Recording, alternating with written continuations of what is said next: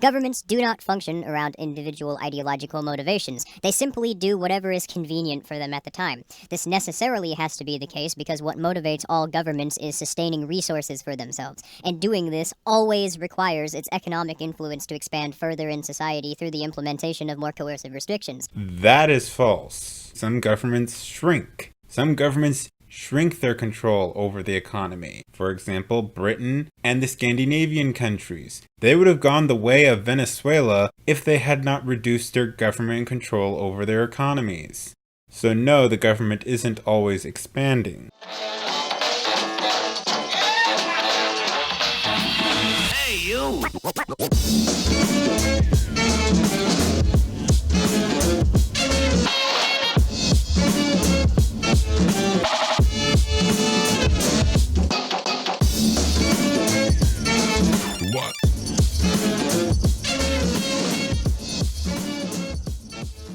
You've all probably heard what happened by now or seen the live footage of it because the shooter streamed the entire event live on Facebook. You've probably heard a number of different takes on the event by now in regards to every aspect of the shooting from the mainstream media, all of which seem to be strangely uniform in character, which is incredibly odd because they're almost all lies or misrepresentations. Like how there were actually 3 shooters reported by eyewitnesses, though Terrence's live stream doesn't show any additional shooters, and this account can be confirmed by a video taken by a bystander of 2 people shooting up a different mosque in the same area, a picture taken of police with someone who's clearly not Brenton Tarrant on the ground in handcuffs. There's a problem with eyewitness testimony. Eyewitnesses are often very wrong. And since the media is reporting on the same thing, of course it's gonna probably sound very similar, or that it's gonna sound almost word for word for each news station or newspaper, because they're reporting on the same topic. And the news media also gets things wrong a lot. And why is it that all 3 of you happen to not post any of your sources? Even when I went to check your BitChute channels that have had months to put your sources, you still didn't put your sources. So pretty much everything in your video is questionable. Oh, but those were the Nazis. The US government would never do that. The Gulf of Tonkin incident that got the US into the Vietnam War never happened, for one. According to my sources, it was a misinterpreted report. And this report is what led President Johnson to take action. But I will give you that historians are in still debate about whether Johnson was telling the truth or not, or if he just simply took advantage of this situation. So you can't really fully take it one way or the other. But since there is no solid evidence to say that he did do this purposefully, then we have to assume that he is innocent. Operation Northwoods was a program during the Cuban Missile Crisis to have the CIA fly airplanes into US skyscrapers, then blame the attack on the Cuban government. Which never happened because they never went with it. The president was strongly against that and he thought it was crazy. But oh no, you're just gonna leave out that factor, aren't you?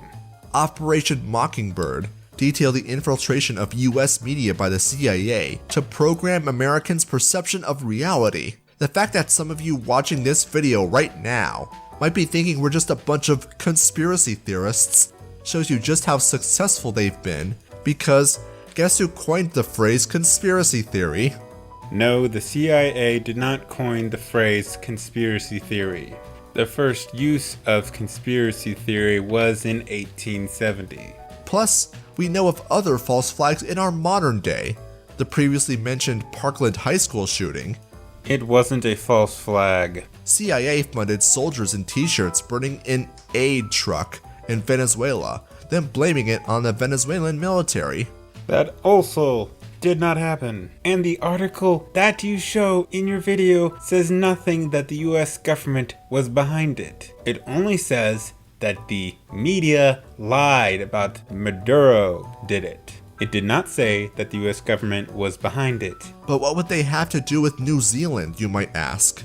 Why would the US government be involved? New Zealand is part of the Five Eyes, an intelligence alliance formed during World War II that includes the US, Canada, Britannistan, Australia, and, you guessed it, New Zealand. Officially, the alliance is intended to share intelligence and information. And that's incredibly important when you factor into account how New Zealand's government is handling the shooting.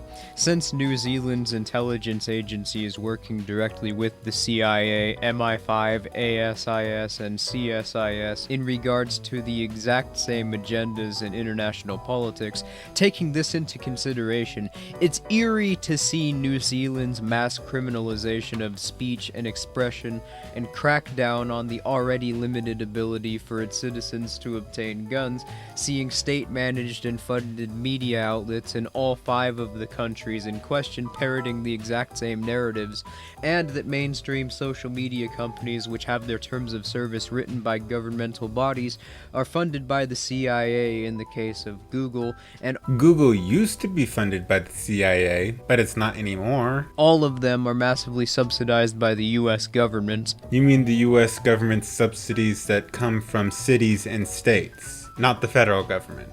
Recall the Parkland High School false flag shooting. I found an article from Everytown for Gun Safety's website, which according to Google's XML sitemap was posted an hour and a half before the shooting started. The only way that could have been possible is if the writing staff had advanced knowledge of the event and what would have happened. Here, we not only have one article from one website, but several posted days before the event in question. Someone might chalk this up to a computer glitch, but one that's consistently shown on multiple websites? No. New Zealand is 16 hours ahead of the East Coast, and I cannot find the sources that supposedly were published on the 12th, the 11th, or the 13th. I have only found one source that says, oddly, the 13th. But that could just be simply a glitch in the system. It doesn't necessarily mean that they were all conspiring with the government. That is not solid evidence. Following the exact same trends. It's no wonder that you're seeing all of these new, massively expansionist laws being proposed in all 5 of these countries. Given that specifically all 5 of the countries in the Five Eyes intelligence partnership seem to be acting upon and expressing a uniform narrative with the exact same strategic misdirection and propagation of the exact same bold-faced deceptions, along with targets of censorship and legislation, this seems to suggest that the governments in question are cooperating with each other in an overarching strategy, which, given what's happened in New Zealand and Australia so far, with how their government has began to arrest people for simply talking about the Christchurch shooting, this sets the tone for a somewhat grim future in the Five Eyes nations. Grim, but predictable if you're familiar with the inherent function of the state and what motivates it to operate. But as we all know, and I've elaborated on in great detail in the past, see my video on late-stage statism, governments do not function around individual ideological motivations. They simply do whatever is convenient for them at the time.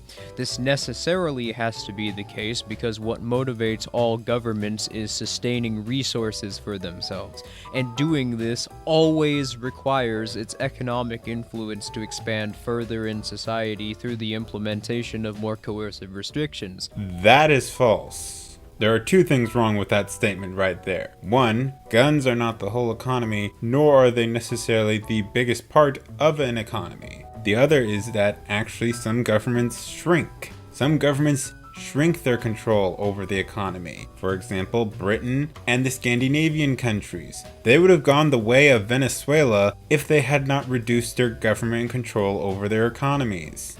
So no, the government isn't always expanding. The FBI have been caught in the US grooming the mentally ill into becoming right-wing terrorists, and almost 95% of terrorism arrests since 9/11/2001 have been the FBI foiling their own entrapment plots, often goading suggestible or mentally ill people through propaganda and then catching them on charges through preemptive prosecution. The plan? To make headline news, to scare people into thinking the barbarians are at the gates, and to trick you into accepting having more of your liberty taken from you by this coercive monopoly. There's some problems with that logic. 1. Why would they let the media tell them that they're faking terrorist attacks? Number 2. Why would they have those terror attacks be foiled and not let them get away with it and kill people? Why is it that this one they allowed people to die, but the others they didn't? This just more seems like an abuse of power and not the government plotting to take complete control. The live-streamed video shows definite tactical training, yet his background is a personal fitness trainer, not law enforcement or military. So who trained him? Why isn't this being asked by the media?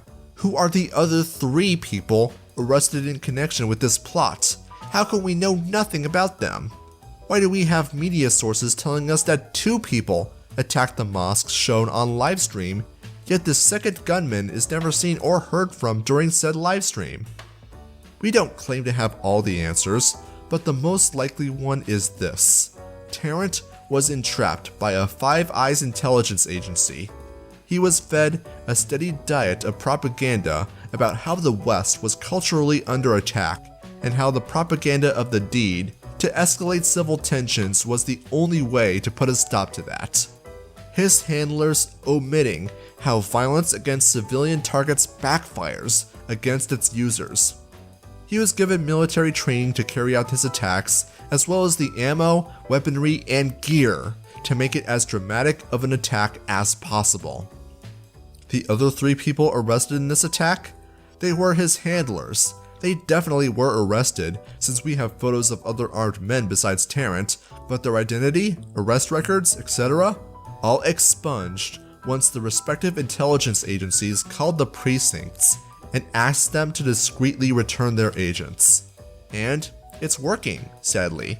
As described earlier, New Zealand wants to crack down on possessing certain forms of property they don't like. In addition, they will lock you in a cage for having the livestream recorded on your computer, all within hours of the event. Ultimately, do we know what happened? No. Do we have a smoking gun? Definite proof that this was a false flag? Of course not, and nothing we should say should be construed as such, but we've proven beyond any reasonable doubt several things. Western governments, especially the US, have planned and carried out false flag attacks that endangered innocent people. The media is an appendage of the government.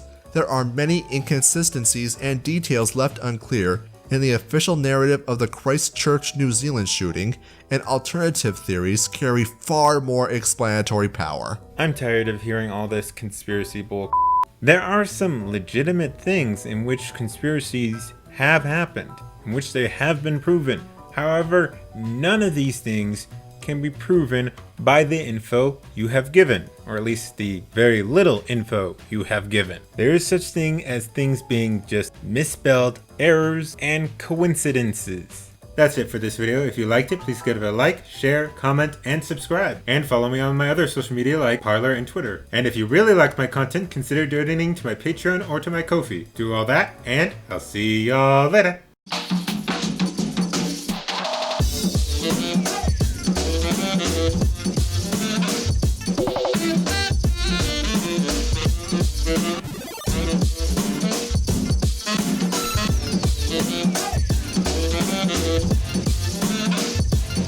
Thank you.